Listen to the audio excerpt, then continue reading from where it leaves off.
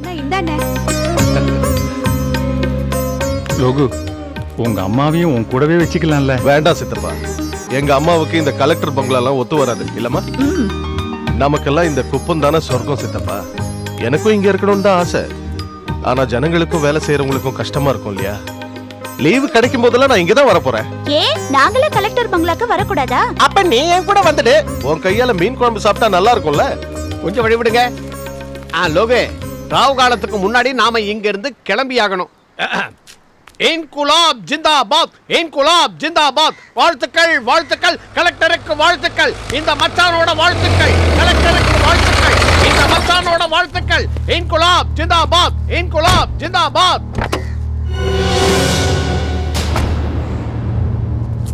தலியா தள்ளுங்க.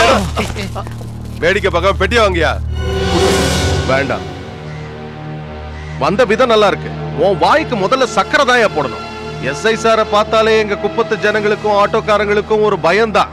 இப்ப நீங்க எவ்வளவு நல்லவர்னு இவங்க எல்லாரும் கொஞ்சம் தெரிஞ்சுக்கிட்டுமே. நல்லா நிமிர்ந்து நின்னு இந்த டிஸ்ட்ரிக்ட் கலெக்டருக்கு ஒரு சல்யூட் அடிங்க. என்னையா சொன்னது புரியல? இந்த லோகநாதன் கலெக்டர் ஆனதை உன்னால நம்ப முடியல. இது கனவில்ல, நிஜம். குப்பத்து லோகநாதன் இப்ப ஜில்லா கலெக்டர் ஆயிட்டான். அட்ரா சல்யூட்.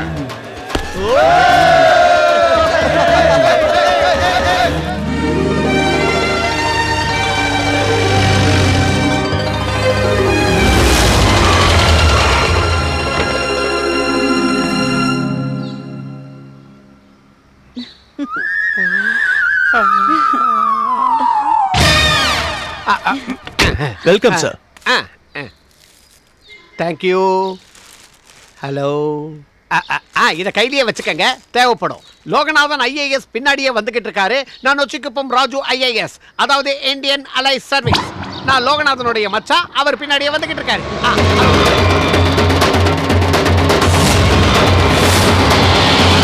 அதோ சிங்கம் மாதிரி வந்துகிட்டு இருக்காரு, அவர் தான் லோகநாதன் ஐஏஎஸ், என்னுடைய சொந்த மச்சான்.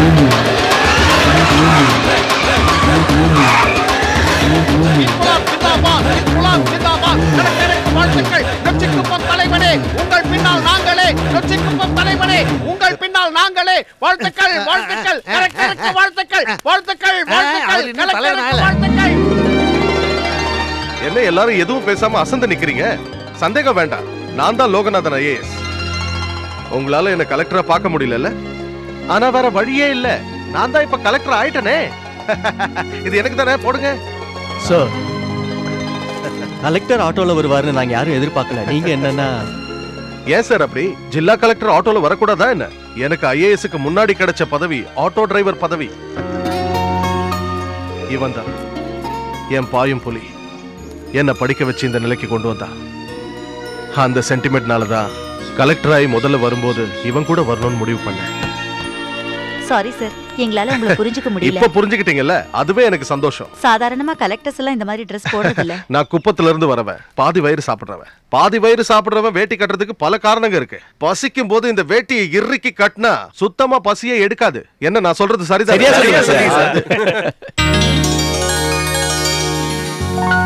Welcome sir. நான் ஏடிஎம் கேசி பிள்ளை. Hello hello. Charge hand over பண்றது ஏடிஎம் தான். சாதாரணமா புது கலெக்டருக்கு சார்ஜ் ஹேண்ட் ஓவர் பண்றது பழைய கலெக்டர் தானே. அது ஒரு சாதாரண ஆட்டோக்காரன் கலெக்டர் ஆகி வர்றத பார்க்க சில பேருக்கு சங்கடமா தான் இருக்கும். பார்த்துதான் ஆகணும்.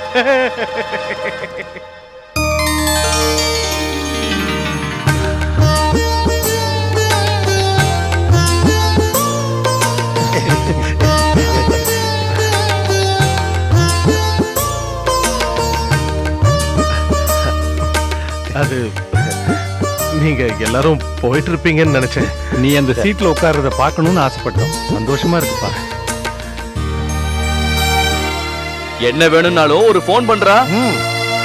நீ தனியா இருக்கன்னு மட்டும் நினைச்சிடாத, நாங்க எல்லாரும் எப்பவும் இருப்போம் கூட. சார், ஸ்டாஃப் மீட்டிங்க்கு அரேஞ்ச் பண்ணிடுவா? புது கலெக்டர் சார்ஜ் எடுத்திருக்காரு சார். ஃபர்ஸ்ட் மீட்டிங் வேற. ஒரு 10 நிமிஷம் வெயிட் பண்ணுங்க ப்ளீஸ். என் டாக்குமெண்ட்ஸ் கிளியர் பண்ணிட்டு அதுக்கு அப்புறமா மீட்டிங்க்கு போ. அதான் பண்ண முடியன்றல. ஏய், மரியாதை இல்லாம பேசாத. நான் யாரும் தெரியல. நல்லா தெரியும் சார், மந்திரியோட சொந்தக்காரு. நான் மீட்டிங் கண்டிப்பா போய் ஆகணும். ஏய், நீ எப்படி போயிர நான் பாத்துறேன். என்ன சார்? என்ன சார்? நீ யாரியா நீ யாரு நான் யார் நீ யார் நாளும் தெரிந்தவர் யார் எதுக்கு யார் கூட்டு போறீங்க? வாங்க வாங்க எந்த பிரச்சனையா இருந்தாலும் விஷயத்தை தீர்த்து சொல்லுங்க எவ்வளவு தைரியம் தான் ஸ்டாப் தொடுவேன்.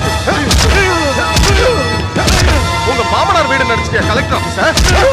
இப்படி வாடா, ஆட்டோ ஓட்டுன கையால 4 குத்து விட்டன்னு வச்சுக்க, பஞ்சு பஞ்சாயி பஞ்சர் ஆயிடும் உன் முகம். மரியாதையா வெளியே வரும்போது டீசெண்டா வரணும். கையை கீழே போட வாடா, திரும்பி பார்க்காத போ. சரிடா, உள்ள நடந்த விஷயம் வெளியே யாருக்கும் தெரியாது.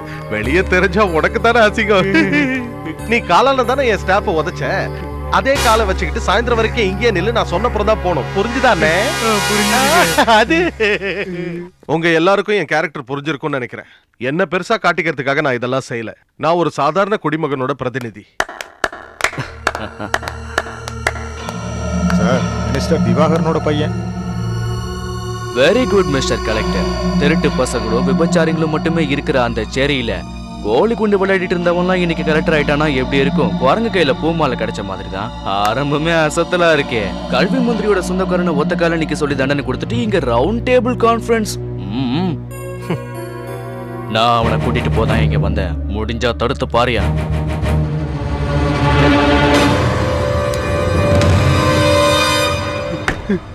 நவருடா, ஏய் வடி விடுங்கடா.